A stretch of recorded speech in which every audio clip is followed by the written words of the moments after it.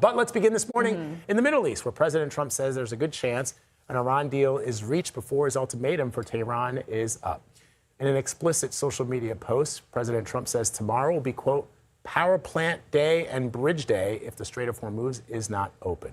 CBS News has learned that mediators have sent Washington and Tehran a proposal calling for a temporary ceasefire and the reopening of the waterway. But the White House says it is one of many ideas, and President Trump has not signed off on it.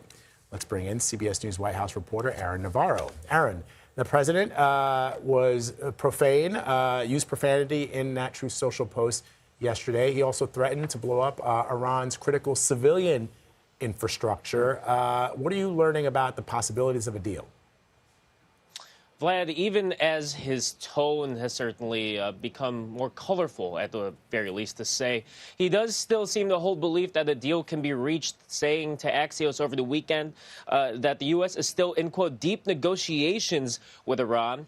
As you mentioned, there is that peace proposal that has been sent to both the U.S. and Iran from Pakistan in coordination with other countries in the region that have served as intermediaries between the U.S. and Iran. It seems like the White House is pouring a little bit of cold water on that, and an Iranian foreign ministry spokesperson seemed to explicitly shoot this proposal down, saying that the negotiations were, quote, incompatible with ultimatums and threats to commit war crimes. That's in reference to President Trump threatening to hit civilian infrastructure in Iran. They noted the U.S.-Israeli strikes on research centers and universities, including one overnight, and noted that there have been negotiations before with this White House with President Trump that have seemed to progress only for the U.S. to decide to take a drastic military action after that, writing, quote, these experiences were not gained lightly to be ignored easily.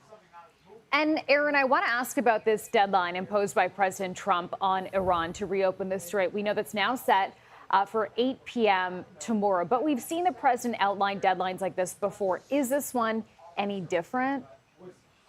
Yeah, in many ways, as you referenced to, it isn't, because the president has extended this deadline several times now. At first, late last month, extending it to 10 days, and then over the weekend, extending it by 1 day to try and give time for a last-minute deal to be reached, even if there hasn't been any clear public momentum for it.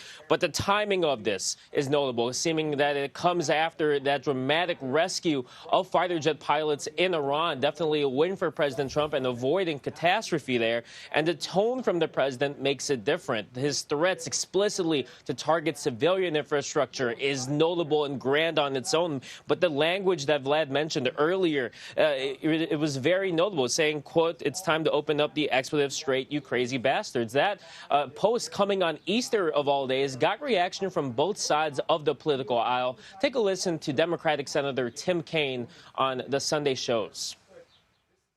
This is all embarrassing and juvenile, and it's people trying to act like they're puffed up and tough when what we really see from the administration in this war is the absence of a plan. People see this president as having blundered into a war with no clear rationale, and there's no amount of cursing or boasting or tough talk that will cover up for the fact that this president didn't have a rationale and he doesn't really have a plan. And another reaction coming from former Congresswoman Marjorie Taylor Greene, an ally to President Trump historically, but someone that is critical of the war, said, quote, he has gone insane, and said this is not making America great again. This is evil, and added at the end of her message, quote, our president is not a Christian, and his words and actions should not be supported by Christians. Now, this post speaks to the political risk of alienating some in his base as this conflict continues, even though polling shows most of them have stayed by his side throughout this war. All right, Aaron, so what can we expect from that news conference this afternoon? The dramatic rescue operation seems to be the main focus. That's what President Trump said in that Truth Social. He says other military officials will be there, so we may hear more granular details of that operation. We can expect to hear him talk about his threats to Iran's civilian infrastructure and maybe talk about where deals are heading so far. But we could also see President Trump take questions at the Easter event. That will take place in a couple of hours shortly before this press conference. All right, Aaron Navarro reporting from the White House for us. Aaron, thank you. Now I want to bring in CBS senior national security correspondent Charlie D'Agata. Charlie, let's pick up on that last thought from Aaron. How complex was that rescue operation over the weekend? What more do we know about how this played out? Yeah, Chanel, first of all, it's important to note what Aaron just said, because a lot of the information, the details of the information in the sources that we've been speaking to over the weekend said, look, wait till Monday. You'll hear this from President Trump. We expect Defense Secretary Pete Hegseth to be part of that, too. But this is something that the U.S. military drills constantly, including the crew members on that F-15. But honestly, you have to look at the scale. So they zeroed in on the pilot within hours of the shoot-down on Friday. Then the second crewman, the weapons officer, who sits in the back of that two-seater aircraft. U.S. forces had set up a temporary forward operating base in Iran. I have to repeat that. They had a temporary forward operating base in Iran. They deployed around 100 special operations forces, including Delta Force, SEAL Team 6. They specialize in extractions. They were able to extract that crewman, but they lost 2 C-130s and a couple of attack helicopters that are specifically assigned to rescue teams like this, rather than letting them fall into Iranian hands. There was also a deception plot, we were told by a Trump administration official, by the CIA to spread the word inside Iran that that crew member had already been rescued and was being transported over ground. So kind of a head fake to let to draw the Iranians to look for a sort of ground movements. CBS News contributor and former CENTCOM commander Frank McKenzie said the operation went further than that.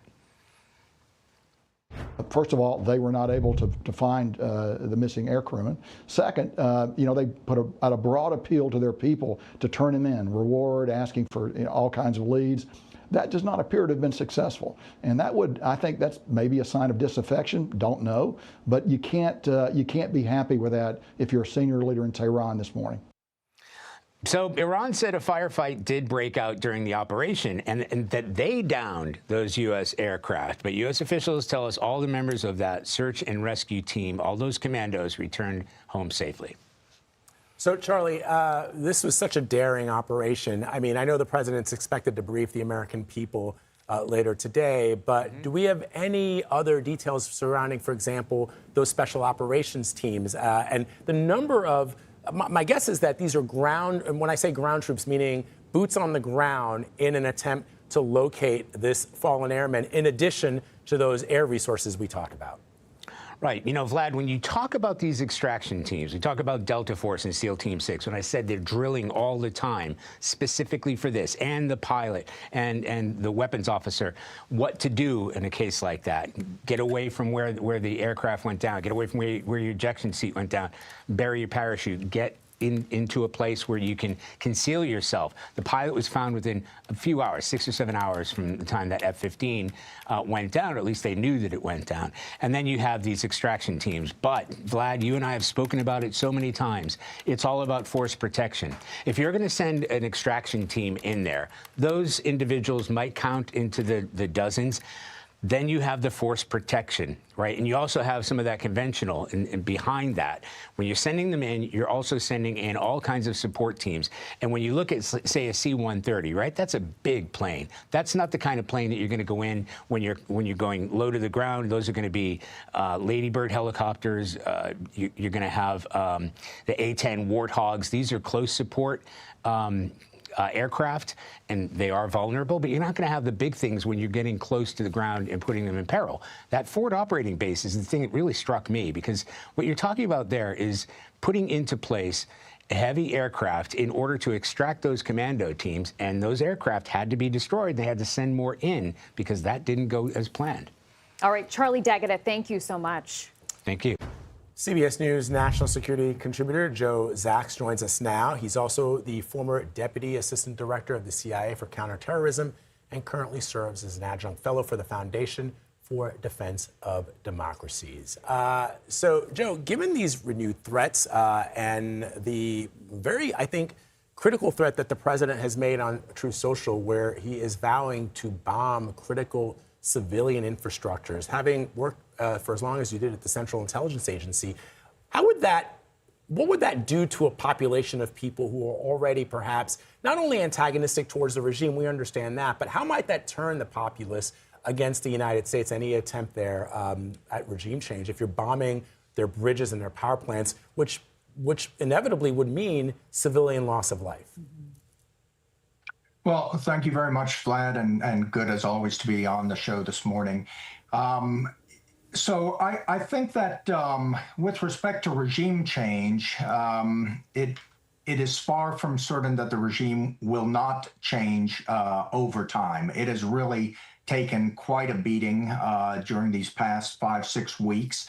And while it is still clearly in control, from what we can tell, I think with every passing day, it does have an opportunity. There are opportunities for it to weaken. And even if regime change doesn't take place at a point when there is a cessation in the hostilities, I think the pressure on the regime will intensify by the Iranian populace over the months to come. And there may well be a real opportunity for regime change. And I hope that the United States will be able to be a part of that.